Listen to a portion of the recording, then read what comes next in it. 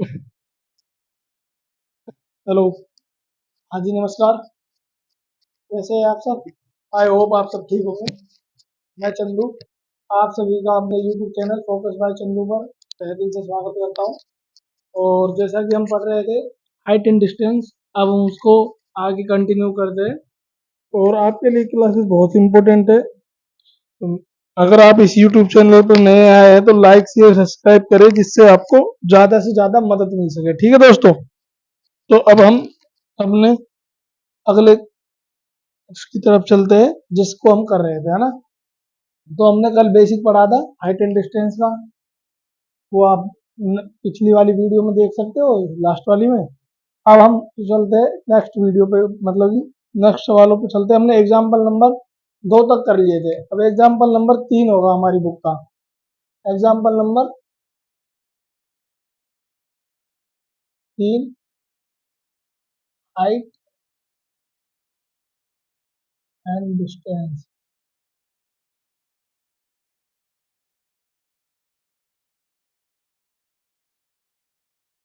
ठीक है भाई साहब, हाइट एंड डिस्टेंस हम पढ़ रहे हैं और एग्जाम्पल नंबर 3 है। तो देखिए एग्जाम्पल नंबर 3 क्या बोल रहा है।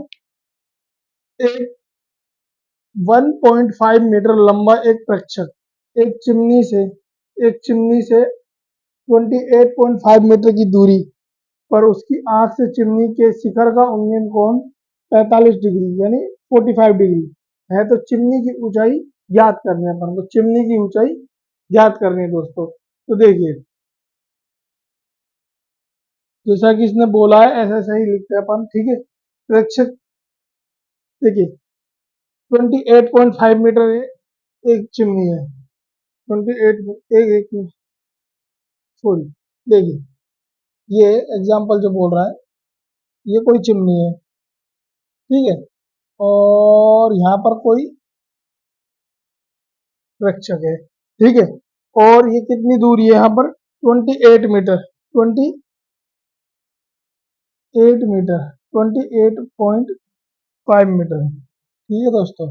दूसरा बात, ये यहाँ पर हो गया। अब जो इसकी लंबाई है, ये वाली लंबाई, ये वाली, ये लंबाई है 1.5 मीटर, 1.5 मीटर। क्योंकि ये प्रेक्षक है यहाँ पर, तो इसकी आंख द्वारा यहाँ से ये कौन बन रहा है यहाँ पर, ये वाला, ठीक है। ये वाला एंगल बन रहा है, ये कितने डिग्री का बन रहा है? 45 डिग्री का। ठीक है, तो मेरे भाई ये जो इसको यहाँ से अपन मिला और सकते हैं, यानी कि ये भी यहाँ पर ये हो गई, तो ये भी 1.5 मीटर होगी ना, ये वाली, ये सेम होगी। अच्छा मेरे भाई देखो, ये 45 हो गया। आप देखिए, तो ये बोल रहा है कि चिमनी की ऊंचाई याद करनी है। ये चिमनी की ऊंचाई यानी कि ये वाला पोर्शन और याद करना है यहाँ से यहाँ तक का। ठीक है दोस्तों, और ये टोटल है ही, तो ये तो कुल ऊंचाई हो जाएगी। ये पूरी ऊंचाई कितनी है? एक्स यानी कि एच प्लस 1.5 मीटर। अब एक बात बताइए दोस्तों मेरे को, ये 90 डिग्री हो जाएगा अगर हम इस चिमनी को कोई नाम भी दे दें, मान लीजिए ए बी सी, ठीक है। सी के बाद आता है डी और ये होता है ए, ठीक है। ये 25, ये 45 डिग्री है, ये यहाँ पर भी क्या हो जाएगा? 45 डिग्री, फिर 90 है। तो कल देखिए भाई, नॉर्मल तो इसका आंसर जो चाहिए वो तो आ गया। देखिए 45, 45 डिग्री के सामने कितना डिग्री कौन है? ये 28.5 मीटर। और 45 अगर ये यहाँ पर सेम है तो ये भी यहाँ पर सेम होगा। क्या होगा? इसके मान भी, एच का मान है वो भी क्या होगा? 28.5 मीटर, ठीक है। और ये जो टोटल लंबाई हो जाएगी, यानी कि जो ये मान लिखा हुआ है 28.5 plus 1.5 metre is equal to 13 metre. तो ये इसका आंसर आ जाएगा, ठीक है। ये तो हो गया ट्रिक्स है जो अपन कर रहे हैं। ओके, अब अपन को जो बेसिक मेथड करना है वो करते हैं अपन। देखिए ये वाली लंबाई है अपन को, अब ये पता है ना, ये अपन को दिया हुआ है, बेस दिया हुआ है। कौन सा एंगल बन रहा है? एंगल ऑफ एविलेशन बन रहा है, ठीक है। यानी उन्नयन कोण बन रहा है। उन्नयन कोण क्या बन रहा है यहाँ पर? 45 डिग्री। एंगल ऑफ एल्यूमिनेशन बन रहा है 45 डिग्री। तो इसको सोल्व करने का देखिए, ये क्या है अपने पास में? बेस, ये क्या है? लेम, एल ज्ञात करना है, परपेंडिकुलर ज्ञात करना है। तो एक बात बताइए, कौन से एंगल में आता है ये सारे आते हैं टेन थीटा में। टेन टेन के थीटा की जगह कितना है 45 डिग्री, ठीक है, इज इक्वल टू क्या होता है उसका, उसका होता है क्या होता है परपेंडिकुलर अपॉन बेस, ठीक है। अब एक बात बताइए, परपेंडिकुलर, परपेंडिकुलर क्या है यानी ए बी, ठीक है, और बेस क्या है बी सी, यानी कि और इसकी मान क्या बोला मैंने एच, इसको मैंने एच बोला है इस वाले को, ठीक है। तो ये बेस कितना 28.5 मीटर। अच्छा एक बात बताइए, टेन पैंतालीस कितना हो गया, ये टेन पैंतालीस कितना होता है 1, ठीक है, और एच अपॉन में 28.5 मीटर, ठीक है। तो यहाँ से एच का मान मेरे भाई क्या निकल गया, एच इज इक्वल टू 28.5, ये आ गया ना, ठीक है। अब कुल ऊंचाई है ना, टोटल टोटल जो लेंथ होगी, टोटल टोटल क्या होगी एच प्लस 1.5 मीटर, वो क्यों होगी, ये प्रेक्षक की ऊंचाई है, ये भी तो काउंट होगी इसमें, ठीक है। ऑब ये ऑब्जेक्ट की ऊंचाई है ना, ऑब्जेक्ट का, तो ये होगा 28.5 plus 1.5 is equal to 30 metre. तो मेरे भाई ये इसका आंसर है, ये इसका आंसर है, ठीक है। इस तरीके से सवाल करना है ओनली फॉर, ठीक है।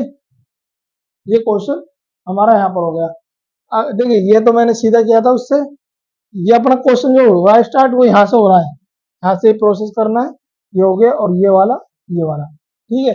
ये तो सिर्फ मैंने क्या किससे किया था, ये वाला, ये किया था ट्रिक से जो कल मैंने आपको बताई थी, कल जो मैंने आपको बताई थी उन ट्रिकों के द्वारा ये सवाल किया था। आप इसको देख लीजिए, ये चिमनी की ऊंचाई है, ठीक है, ये वाली यहाँ से यहाँ तक, और टोटल ऊंचाई तो यहाँ से यहाँ तक हो जाएगी, क्योंकि इसमें प्रेक्षक भी इंक्लूड है, ठीक है। तो अब इसको हम कर रहे हैं रफ, तो ये समझ में आ गया होगा, सिंपल सा क्वेश्चन है दोस्तों।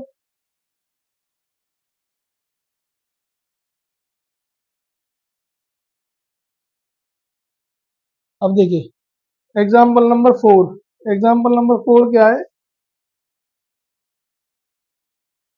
भूमि के एक बिंदु भूमि के एक बिंदु P से एक 10 मीटर ऊंचे भवन, ठीक है, एक बिंदु P से 10 मीटर ऊंचे भवन का उन्नयन कोण 30 डिग्री, कितना भाई उन्नयन कोण 30 डिग्री, भवन के शिखर पर एक ध्वज को लहराया गया है और P से ध्वज के शिखर का उन्नयन कोण 45 डिग्री है, तो ध्वज दंड की लंबाई और बिंदु P से भवन की दूरी ज्ञात कीजिए। देखिए मेरे भाई क्या बोल रहा है, ये बोल रहा है इस तरीके की बातें बोल रहा है जो इसको शोभा नहीं देती एकदम।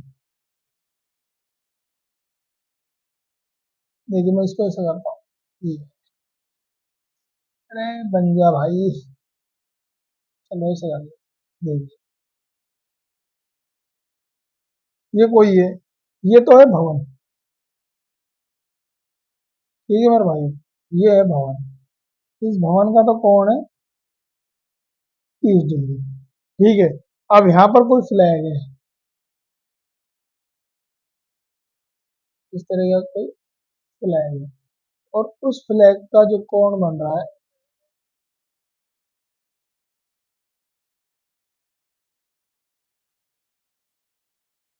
ये वाला कोण, तो ये वाला कोण टोटल बन रहा है 45 डिग्री, ठीक है। अब ये बिंदु है P जो उसने बोला है, ठीक है, ये बिंदु है P और इसको अपन ने अपने हिसाब से ए बी, ठीक है, और सी ले लो, यहाँ पर सी ले लो।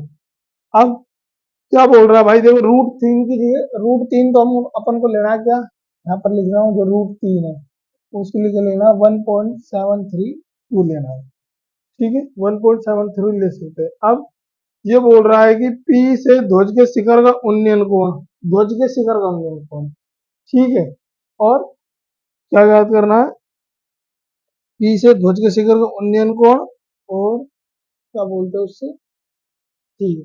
देखो एक तो ये वाली ऊंचाई याद करनी है, P से तो ध्वजदंड की लंबाई यानी इसकी लंबाई, ये वाली लंबाई ज्ञात करनी है। ये है ना जो, ये ये ध्वजदंड की लंबाई x ज्ञात करनी है। मान लिया ध्वजदंड की लंबाई x, और बिंदु P से भवन की दूरी, बिंदु P से ये भवन की दूरी, ये वाली दूरी ज्ञात कीजिए। अच्छा ठीक है, देखो देखो, एक तो ये दूरी ज्ञात करनी है, एक ये दूरी ज्ञात करनी है। अब मेरे भाई सुनो, इस सवाल को सोल्व करना है।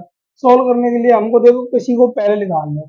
मान लीजिए अगर मैं इसको निकालता हूँ ये पूरा, ठीक है, पूरा निकालता हूँ ये वाला, तो मेरे पास क्या आएगा, यहाँ पर देखिए, ये लंब बेस हो गया, नहीं ये क्या बोलते हैं, परपेंडिकुलर हो गया, और ये हो गया बेस, यानी लंबाई बटे आधार।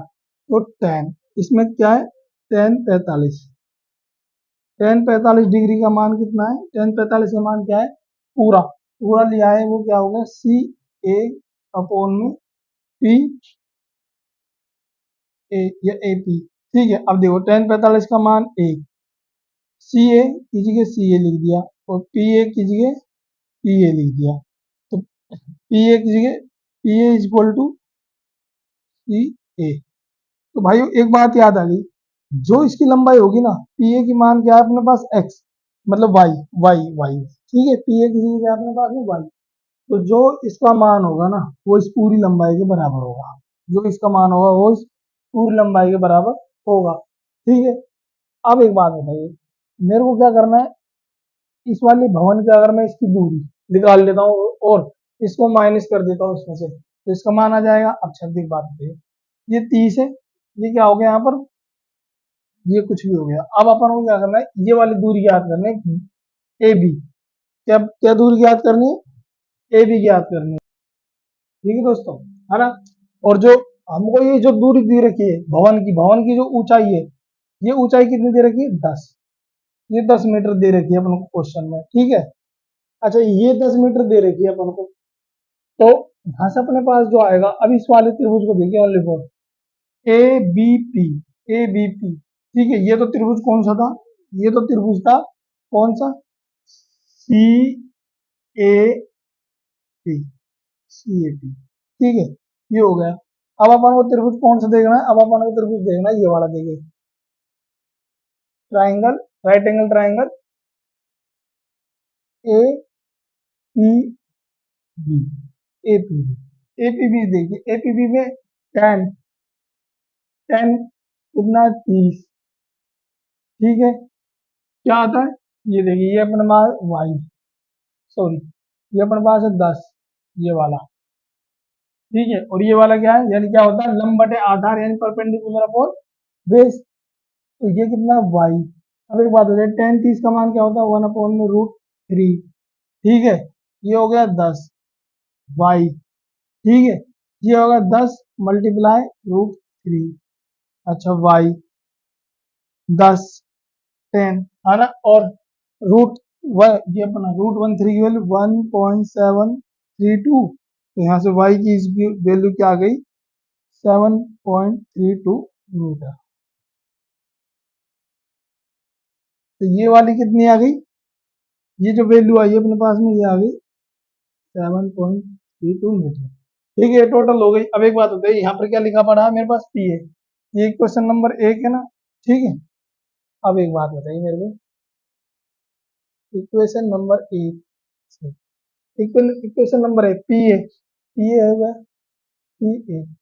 ठीक है, और सी ए, सी ए, अब C A is equal to, C A को क्या लिख सकता हूं मैं, A B plus, A B plus C B.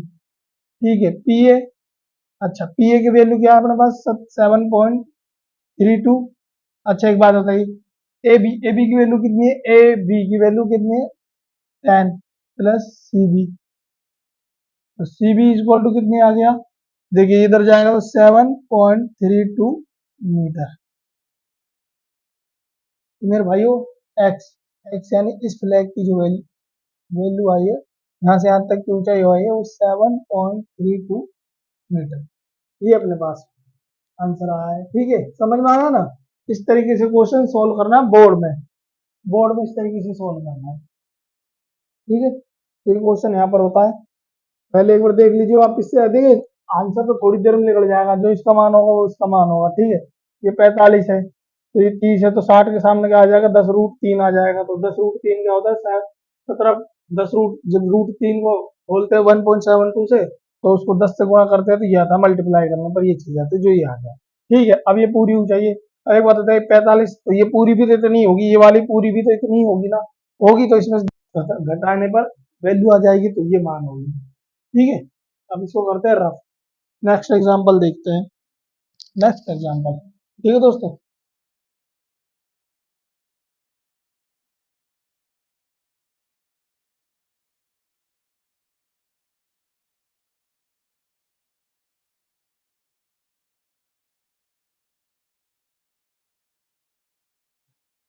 Example number 4 हो चुके, 4 हो गया था वो, 4 था लास्ट लास्ट। अब देखिए, अब अपन को करना है एग्जांपल नंबर 5।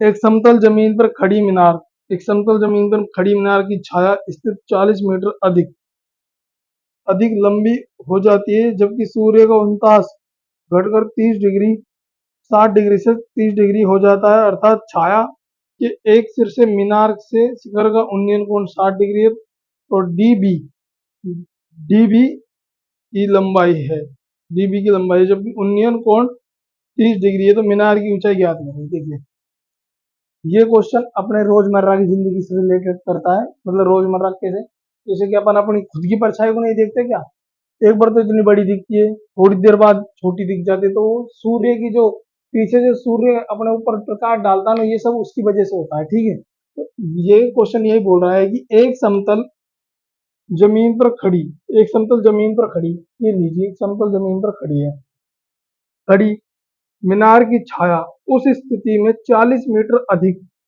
अब देखिए, पहले मान लीजिए इसकी कोई छाया यहाँ पर बन रही थी, ये तो हो गई नॉर्मल छाया। अब ठीक है, अब दूसरी छाया बनेगी, तो ये तो कोई है, ये तो सामान्य स्थिति है, और ये आ गई दूसरी स्थिति।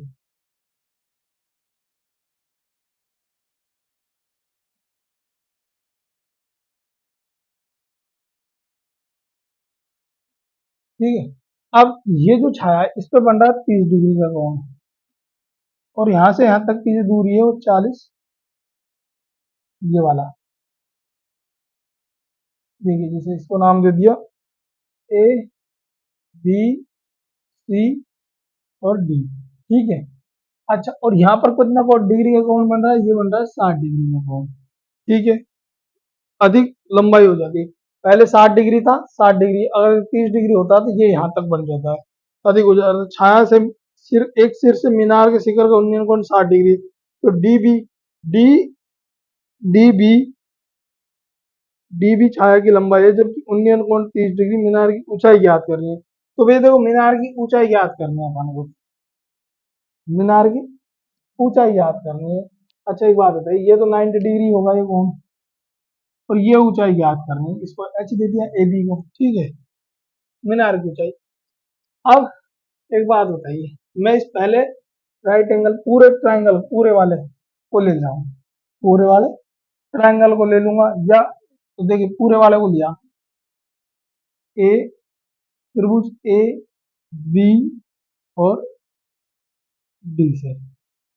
देखिए, क्वेश्चन तो इसका सोल्व हो गया। कैसे सोल्व हो गया, ये 60 है, 60 के सामने क्या आता है, √3 आता है। ठीक है, और ये 30 है। अब एक बात कही, 30 के सामने एच है, 30 के सामने एच है, तो इसके सामने क्या होगा, ये पूरी जो यहाँ से यहाँ तक होगी ना, वो होगी एच गुणा में √3 होगा, यहाँ से यहाँ तक की जो पूरी होगी। ठीक है, अगर अब इसको चलेंगे तो ये अलग आ जाएगा, तो वो अलग चल जाए। अब देखिए, ये हो गया, अपने पास क्या लेना है अपन को, tan 30 डिग्री। ठीक है, ये क्या है, ए बी अपॉन में बी डी। tan 30 का मान क्या होता है, 1 अपॉन में √3। ए बी, ए बी की इसको मान रखा है अपन ने H. B D, B D क्या होता है, बी डी देखिए, बी डी क्या है, इस बी डी का पूरा मान क्या है, बी सी प्लस 40, यही आएगा ना। तो यहाँ से अगर अपन निकालते हैं तो h is equal to h √3 BC plus 40, ये आ गया ना। अब अब अपन निकालते हैं ये वाला ट्रायंगल लेते हैं, A P A B C. ठीक है, ए बी सी लेंगे तो इसमें क्या होगा, 10 60 ए बी। ए बी कितना है, यानी कि पहले ए बी लिख देते हैं अपन, ठीक है, और सी बी। अच्छा, ए बी की वैल्यू क्या है, ए बी ये वाली कुछ है ही नहीं, तो इसकी जगह अपन ए बी है अपने पास एच, और ये तो हो गया एच, और ये हो गया सी बी। ठीक है, तो 10 30 का मान, 10 60 का मान √3 एच अपॉन में सी बी। तो अब देखिए सी बी क्या आ गया, सी बी की value √3 is equal to H, ये आ गई। तो देखिए यहाँ से सी बी की जगह पर सी एच की जगह अपन क्या लिख सकते हैं, एच की जगह ये लिख सकते हैं ना। तो एच की वैल्यू ये आ गई, एच की वैल्यू ये तो हो गई इक्वेशन 1 और इक्वेशन 2। ठीक है, अब इक्वेशन 1 व 2 से, इक्वेशन 1 व 2 से, 1 व 2 से देखिए एच की जगह क्या लिख सकता हूँ, सी बी √3। ठीक है, C B √3 multiply √3 is equal to B C plus 40। देखिए ये कितना होगा, √2 से √3 ये हो गया 3 CB is equal to CB या BC प्लस 40। तो यहाँ से क्या आ गया, 2 CB इज इक्वल टू 40। तो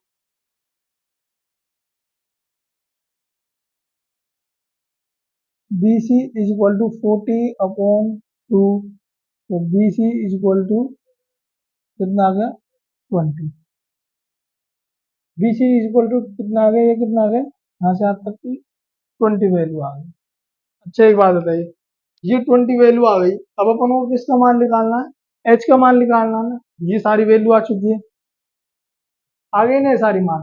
ठीक है, अब अपन को किसका मान निकालना है, एच का मान निकालना है।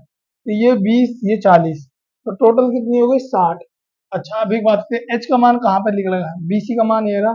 तो देखिए एच इक्वेशन नंबर 1 से ही,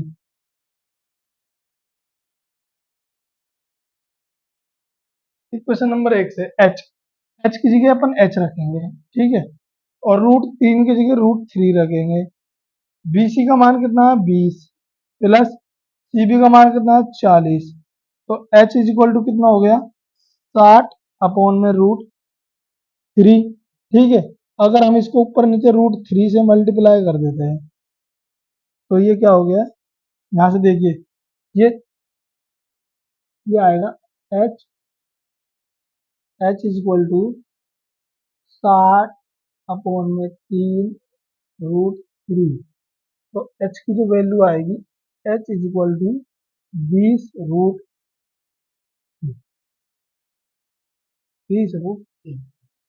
आ गया ना दोस्तों ये क्वेश्चन का आंसर, 20√3। 20 रूट क्या है, 3। इसको मैं यहाँ लिख देता हूँ। तो एच की वैल्यू यहाँ से एच इक्वल टू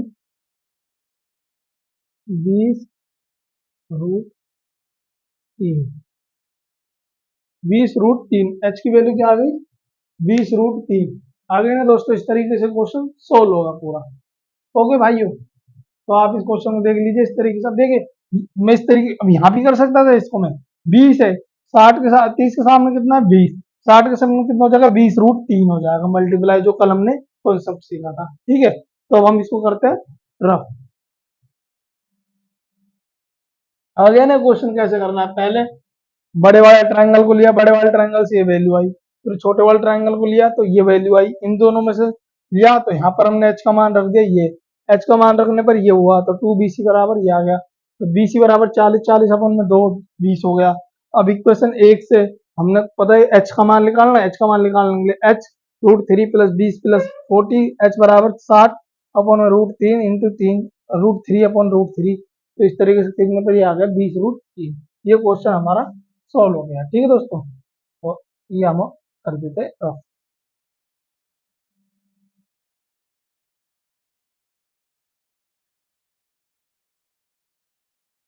इन क्वेश्चनों में बस आप सही तरह डायग्राम बनाए, सही तरह एंगल रखिए और जो पूछा है उसको सही तरह निकालिए, क्वेश्चन को सोल्व हो जाएगा। बहुत आसान है इन क्वेश्चनों को सोल्व करना। ठीक है, एग्जाम्पल नंबर हमारा कितने हो गए, 5 हो गए। ठीक है, तो 5 एग्जाम्पल हो गए। अब हम देखते हैं छठा नंबर का एग्जाम्पल। ठीक है, दोनों एग्जाम 6 और 7 को कर लेते हैं, फिर कल हम एक्सरसाइज के क्वेश्चनों को स्टार्ट कर देंगे। देखिए, एक बहुमंजिला भवन के शिखर से देखने पर बहुमंजिला भवन के शिखर से देखने पर, ठीक है, 8 मीटर ऊंचे भवन। देखिए, इसमें दो भवन बन रहे हैं। एक तो ये बहुमंजिला भवन है और एक इसके सामने कोई ये भवन। ठीक है, ये है एक बहुमंजिला शिखर से देखने पर 8 मीटर ऊंचे भवन। तो ये तो होगी 8 मीटर ऊंचा भवन है। तो भैया ये वाला तो यहाँ तक तो 8 मीटर, ये पूरा तो बहुमंजिला है। ठीक है, शिखर से तल का अवनमन कोण कितना है, 30 डिग्री और 45 डिग्री है। ठीक है दोस्तों, यहाँ पर बन रहा है एक कोण तो 30 डिग्री और एक कोण बन रहा है ये वाला 45 डिग्री। ठीक है दोस्तों, इस तरीके से ये एंगल बन रहे हैं। ठीक है, अब इसमें क्या बोल रहा है कि अवनमन और उन्नय, इसमें बोला है कि शिखर के अवनमन कोण क्रम से 30 डिग्री और 45 डिग्री बन रहे हैं। 30 डिग्री और 45 डिग्री बन रहे हैं। ठीक है दोस्तों, एक बात याद रखनी है। अब दूसरा क्या बोल रहा है, पीसी बहुमंजिला भवन को ए बी 8 मीटर, बहुमंजिला भवन की ऊंचाई, ये ऊंचाई ज्ञात करनी है पूरी की पूरी। देखिए, ये 8 मीटर है तो ये भी 8 मीटर होगी भाई, पहली बात तो। ठीक है, अब एक बात बताइए, ये 8 मीटर है, ये 8 मीटर, ये कैसे होगा? तो ये तो 90 डिग्री कौन हो जाएगा, ये यहाँ पर भी 90 डिग्री कौन हो जाएगा। अब हमको क्या पता करना है, कौन सा कौन 30 डिग्री का और कौन सा कौन 45 डिग्री का है। ठीक है, कौन सा कौन 30 डिग्री का और कौन सा कौन 45 डिग्री का, ये पता करना है। तो ये ऊंचाई और ये ऊंचाई सेम आएगी, देख लेना आएगी कैसे आएगी।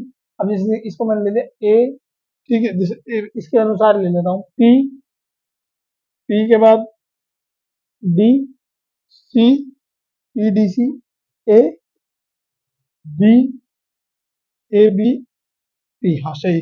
ठीक है, अब इसमें क्या बोला है कि जिसमें ये वाला एंगल है, ये वाला एंगल तो है 30 डिग्री। ठीक है, और ये वाला एंगल आएगा 45 डिग्री। ठीक है, अगर ये एंगल 45, जो मैं बात बोल रहा था ना, ये और ये सेम आएगा, तो ये एंगल अगर 45 है तो ये भी यहाँ पर 45 बनेगा, तो ये टोटल हो जाएगा।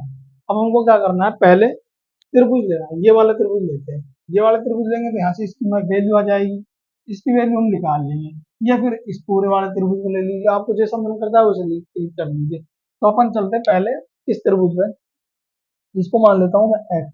ठीक है, ये यहाँ से यहाँ तक। ठीक है, अब मैंने क्या किया, त्रिभुज लिया मैंने भाइयों। अब कौन सा त्रिभुज, पहले कोई सा ले लो, कोई दिक्कत नहीं। पी सी ए, त्रिभुज पी सी ए लिया, तो पी सी ए लिया तो इसमें क्या आएगा, टेन। टेन कितना आएगा, टेन आएगा 45 डिग्री। 45 डिग्री आ गया। अब क्या लिखना है अपन को, x + 8 अपॉन, ये क्या है, ए सी, ए सी, तो ए सी की जगह ए सी, ये पूरा, ये एक्स था, ये 8 हो गया। तो टेन 45 का मान 1, तो x + 8 = ए सी। तो ए सी = कितना आ गया, x+, इक्वेशन नंबर 1। ठीक है दोस्तों, अब हम आगे सोल्व करते हैं। अब हम त्रिभुज लेते हैं,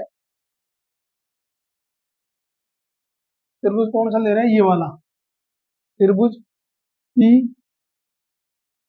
बी, त्रिभुज पी बी डी, और यहाँ पी, ये होगा ना, जब पी ए सी होगा। ठीक है, अब पी डी लिया, इसमें क्या आएगा, टेन, क्या है थीटा की वैल्यू, 30 डिग्री, टेन है ना, और ये वाली कितनी है, एक्स, और इसकी ये वाली वैल्यू कितनी होगी, बी डी, बी डी इसका मान √1/√3 एक्स, ठीक है, और ये हो गया बी डी। अच्छा एक बात बताइए, तो बी डी इक्वल टू कितना आ गया, x√3, ये हो गया क्वेश्चन नंबर 2। और देखिए ए सी और बी डी, ए सी और बी डी दोनों सेम सेम है, यानी कि अगर ये x√3 है तो ये भी x√3 होगा, ये दोनों सेम सेम हो गई। अब इक्वेशन 1 और 2 से हम सोल्व कर लेते हैं इस वाले को।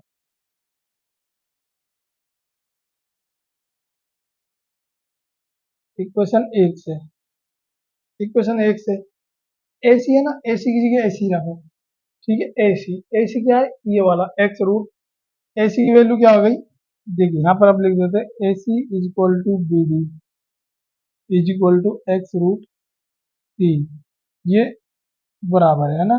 तो अब अगर हम रखते हैं इक्वेशन 1 में, ए सी का मान क्या है, ए सी का मान है x√3 प्लस x+8, यहाँ से आया x√3 minus x is equal to 8, ये आएगी ना अगर हम इसको सोल्व करेंगे।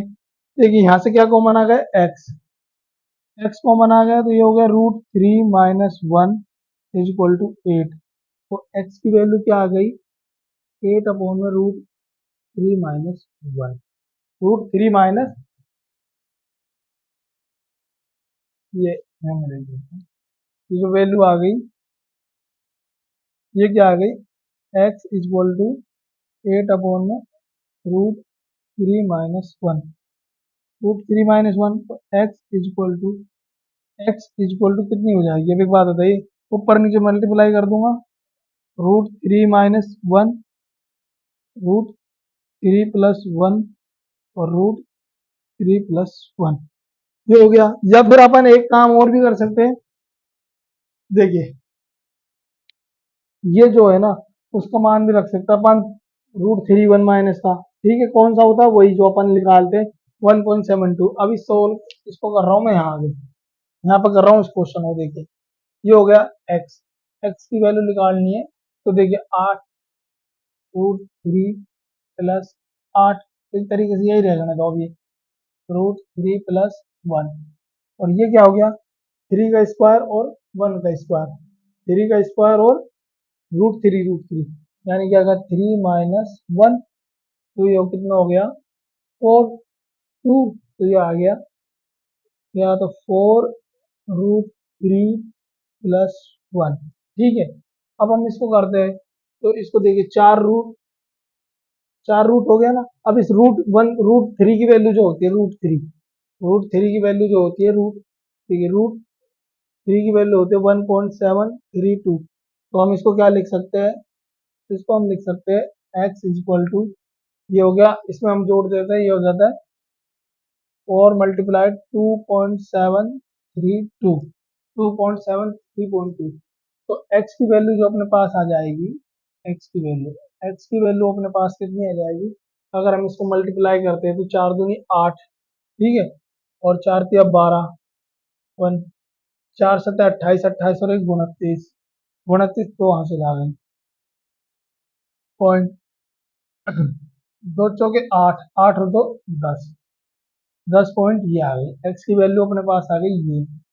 अब बहुमंजिला भवन की पूरी ऊंचाई ज्ञात करनी है, तो पूरी ऊंचाई ज्ञात करनी है, तो इसके लिए अपन को क्या लिखना पड़ेगा, पी पी सी क्या है अपने पास में, 8 + 9.28, तो P C is equal to कितनी हो गई, ये अपने पास होगी 8.928, ये अपने पास टोटल ऊंचाई होगी। टोटल जो बहुमंजिला भवन की ऊंचाई आएगी वो अपने पास कितनी आएगी, 18.9 18.98 ये आएगी, ठीक है। इस तरीके से इसके बाद यहाँ पर सोल्व हो गया। देखिए इसने तो बुक में यहीं तक सोल्व कर रखा, अपन ने तो किया था ना यहाँ पर, ये वाला बस, इसने बुक में बस यही तक कर रखा है, 4 प्लस में √3 दोनों भवनों की ऊंचाई है? हाँ सही है, हाँ ठीक ठीक है, ठीक है, ये प्राप्त था भवन। हाँ तो बस बहुमत इसने ये प्राप्त किया, इसके बाद इससे इसको जोड़ दिया, इन दोनों को जोड़ने के बाद उसने वो ले लिया, जो अपन ने किया पूरा ये आया है। ठीक है, तो ये इस क्वेश्चन का आंसर हो गया भाइयों। समझ में आ गया ना किस तरीके से क्वेश्चन करना है? पहले ये स्टेप है, उसके बाद ये वाला है, उसके बाद ये वाला स्टेप है, फिर ये वाला स्टेप है, और लास्ट में ये वाला स्टेप है। ठीक है, स्टेप वाइज करना है अपन को सवाल। ये सवाल अपना हो चुका है, अब इसको करते हैं अपन ड्रॉ। अब एक लास्ट सवाल है, लास्ट सवाल है, उसको सोल्व और कर लेते हैं। लास्ट किसका एग्जाम्पल है? इसका लास्ट एग्जाम्पल।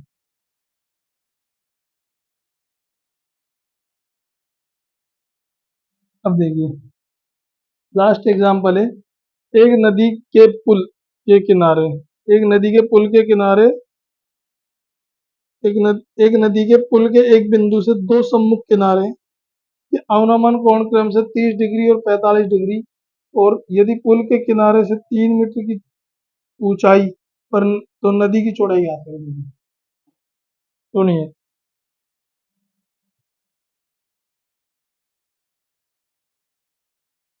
ये मान लीजिए नदी है, ठीक है, नदी पे एक पुल है, ये वाला, दोनों तरफ पानी बह रहा है।